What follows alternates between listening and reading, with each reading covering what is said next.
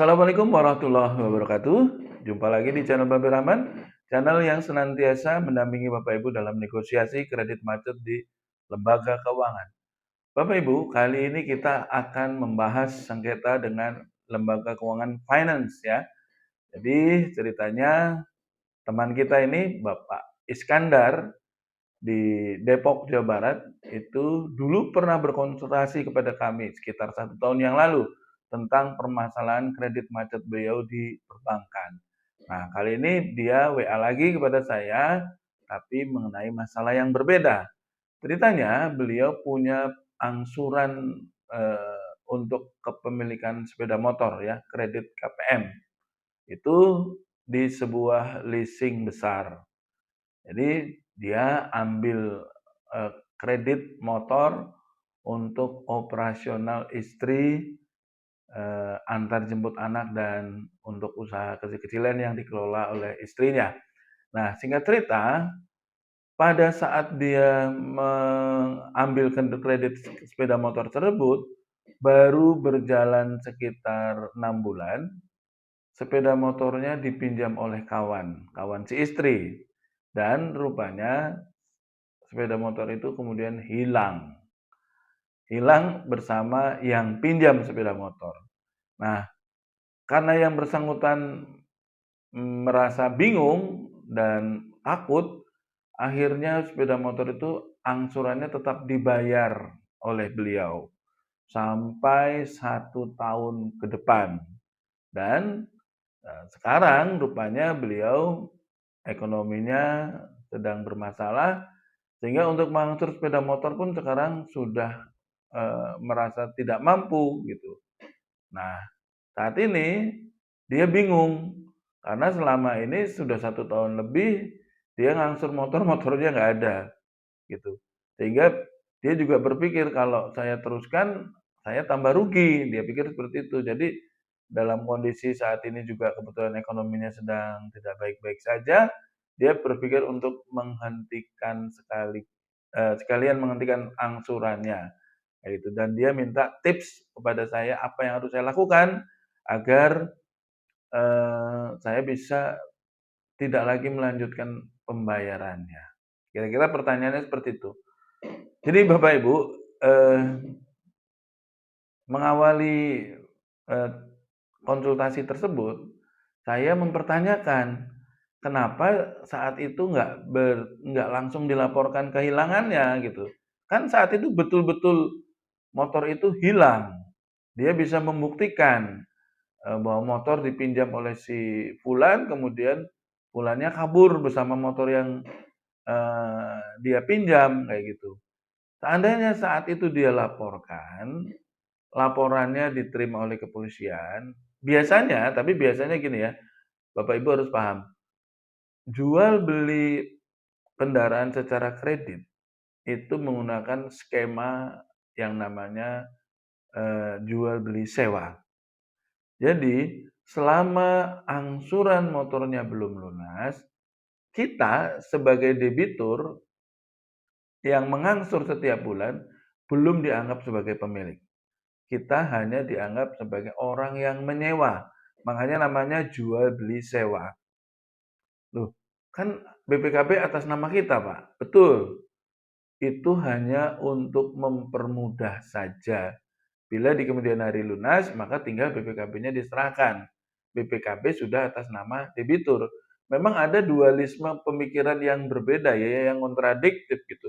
Kalau memang itu atas namanya jual belinya masih jual beli sewa dan kita hanya dianggap sebagai penyewa, kenapa BPKB atas nama kita? Berarti kita berhak dong mengklaim itu sudah milik kita gitu ya. Nah, itu terlepas dari perdebatan itu, yang jelas saat kita mempunyai kredit kendaraan, maka selama belum lunas kita dianggap hanya penyewa. Sehingga bila terjadi kehilangan, yang berhak melaporkan bukan kita. Biasanya di pihak kepolisian yang diminta melaporkan adalah leasingnya, karena leasing adalah sebagai pemiliknya. Nah, bagaimana terhadap kita sebagai debitur? Nah, kita cukup melaporkan ke kantor leasingnya disertai dengan bukti-bukti kehilangan. Nanti kalau dari pihak leasing sudah diverifikasi dan dinyatakan memang betul-betul telah terjadi kehilangan, maka nanti akan melaporkan pihak leasing. Tujuannya apa? Tujuannya salah satunya adalah untuk klaim asuransi agar eh, kerugian itu ditanggung oleh pihak asuransi. Biasanya kendaraan baru yang kita angsur itu diasuransikan oleh pihak leasing. Nah, rupanya cara berpikir Pak Iskandar ini sesat. Jadi dia berpikir dia takut disalahkan dan sebagainya. Dia berpikir masih bisa mengangsur, udah diangsur saja terus gitu. Dan mungkin lama-lama dia baru sadar setelah 1 tahun lebih mengangsur untuk sesuatu yang tidak dia miliki. Akhirnya merasa keberatan dan merasa bosen gitu ya ngangsur tapi nggak menikmati hasilnya. Nah, dia berpikir untuk menghentikan pembayarannya. Tapi Bapak Ibu, dalam kondisi seperti ini justru menjadi buah simalakama buat Pak Iskandar. Kalau saat ini dia mau melaporkan kehilangannya, kalau dilaporkan secara jujur motornya hilang sejak 1 tahun yang lalu, pasti akan menimbulkan pertanyaan kenapa baru dilaporkan sekarang, kayak gitu. Dan kalau dilaporkan kehilangannya baru saja, maka bila dilakukan verifikasi ternyata eh, laporannya nggak benar, maka bisa jadi dia akan kena masalah baru, seolah-olah melakukan pelaporan palsu.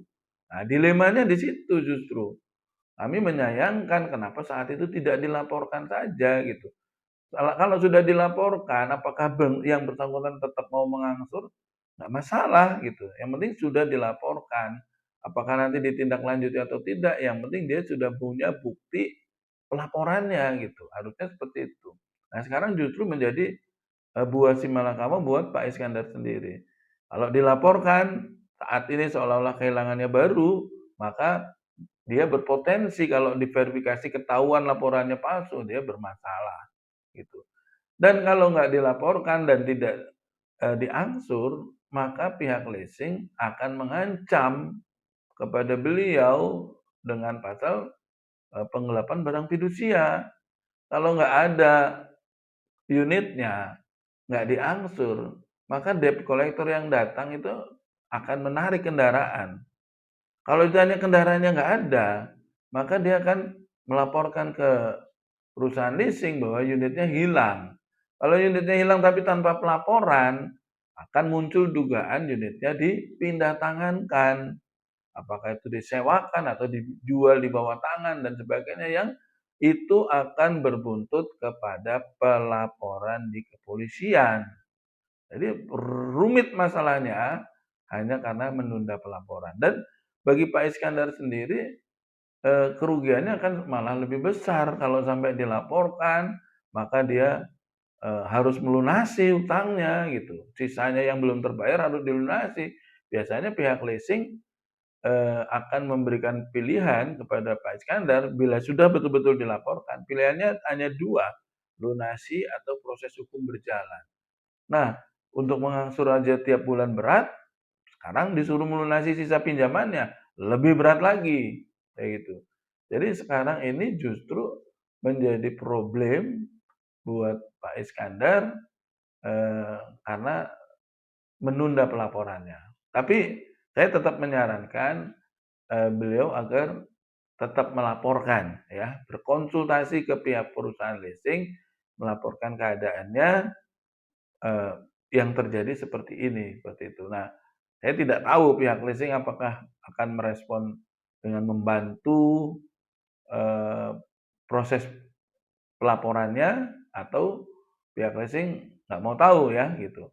Nah, tapi saya akan menduga pihak leasing nggak mau tahu gitu, karena yang jelas pihak leasing punya senjata untuk melaporkan pidananya. Nah, Bapak Ibu, kejadian seperti ini di eh, kredit kendaraan itu memang problemnya itu lebih banyak ya. Beda dengan kredit yang menggunakan jaminan barang tidak bergerak. Kalau barang tidak bergerak jelas nggak bisa digeser kemana-mana. Jadi kenapa barang tidak bergerak itu relatif relatif ya, lebih aman daripada dengan jaminan barang bergerak. Karena sebenarnya barang bergerak itu jaminannya itu bukan surat yang disimpan oleh bank, sebenarnya adalah unit kendaraannya gitu. Kalau unit kendaraannya hilang, apa artinya sebuah BPKB yang dia simpan sebagai jaminan? Nah, itulah kenapa di dalam pengikatan barang-barang bergerak yang menggunakan pengikatan fidusia, di sana disertakan sebuah kewenangan eksekutorial, ya, yaitu bila debitur telah melakukan prestasi, maka pihak leasing berhak untuk menarik kendaraannya. Itulah kewenangan eksekutorial, kewenangan istimewa yang melekat pada Undang-Undang Fidusia. Beda halnya dengan jaminan barang tidak bergerak. Tidak ada di pengikatan hak tanggungan itu kewenangan istimewa yaitu menarik, nggak ada, karena barang tidak pergi kemana-mana, tidak bisa digeser kemana-mana gitu. Yang ada dalam pengikatan hak tanggungan adalah kewenangan untuk melakukan lelang.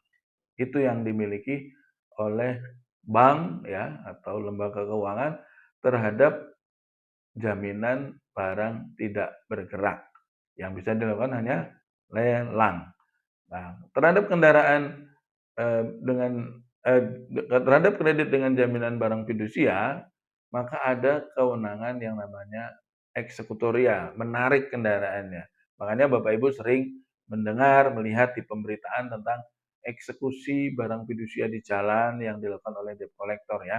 Nah, itu memang karena dia punya kewenangan itu. Cuman operasionalnya yang salah. Operasionalnya yang kemudian tidak mengikuti peraturan perundang-undangan. Penarikan eksekusi kendaraan itu bisa dianggap sah. Itu ya poin pentingnya.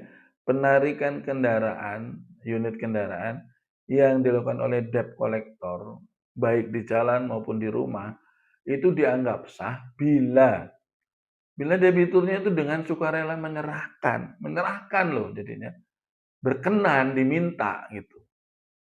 Bukan dengan ditakut-takutin. Sekarang mana ada sih orang yang punya kendaraan, kreditnya lagi macet, padahal kendaraan itu dibutuhkan untuk operasional, kemudian diminta dengan sukarela. Nggak ada, jarang gitu. Kecuali mereka yang memang dengan kesadaran tingginya, udahlah saya capek ngangsur, saya nggak mampu lagi, saya serahkan. Bahkan ada yang belum ditarik malah datang ke kantor leasingnya menyerahkan kendaraannya. Nah, itu eksekusinya dianggap sah, dianggap berkekuatan hukum seperti putusan pengadilan. Jadi syaratnya satu, bila debitur menyerahkan dengan sukarela. Makanya kenapa selalu saya sampaikan, selama debitur tidak berkenan diambil, maka pihak leasing melalui debt collector tidak bisa menarik kendaraannya, tidak bisa memaksa, apalagi pakai dengan kekerasan, ancaman, itu malah bisa pidana buat mereka.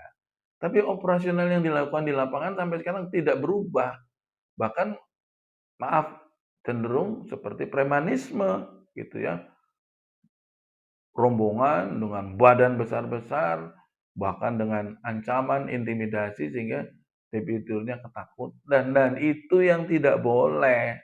Makanya kenapa Undang-Undang Fidusia itu dilakukan uji materi karena ada debitur yang dirugikan dengan cara-cara operasional penarikan kendaraan itu. Lah oleh Mahkamah Konstitusi diputuslah perubahannya, didefinisi ulang pasal 15 ayat 2 tentang kewenangan fidusia itu, tentang eksekusi, diredefinisikan. Jadi ada syarat tambahannya, sukarela. Jadi kalau nggak sukarela nggak bisa. Nah, kembali ke masalah Pak Iskandar tadi, saya tetap menyarankan, ya monggo dilaporkan saja, dikonsultasikan keadaannya, mumpung belum menunggak, sebagai bentuk tanggung jawab, sebagai bentuk iktikat baik gitu ya. Nah, nanti apa respon dari pihak leasingnya gitu ya. Kalau pihak leasing menganggap ini bagian dari risiko bisnis dan sementara pinjaman toh juga dilindungi oleh asuransi misalnya, ya harusnya pihak leasing berkenan membantu untuk memproses pelaporan kehilangannya karena justru dengan diklaim asuransi maka pinjaman itu bisa langsung lunas daripada harus berspekulasi, mengintimidasi atau menakut-nakuti si debitur agar tetap membayar dan itu berisiko. Kalau sisa pinjamannya masih panjang, maka selama sisa masa pinjaman itulah yang akan berisiko menjadi tunggakan. Logika berpikirnya harusnya seperti itu. Lebih baik membantu melakukan klaim asuransi agar pinjamannya bisa lunas. Tapi saya juga tidak bisa meyakini 100% ya Bapak Ibu karena sekarang pihak asuransi pun biasanya nggak mudah untuk melakukan klaim. Dia akan ada orang yang melakukan investigasi untuk membuktikan kebenarannya, baru akan diproses klaimnya. Nah, dan ini pelajaran buat teman-teman, buat Bapak Ibu semua yang saat ini masih punya kredit kendaraan ya. Satu, saya ingatkan jangan dipindah tangankan. Jangan digadaikan, jangan dijual di bawah tangan.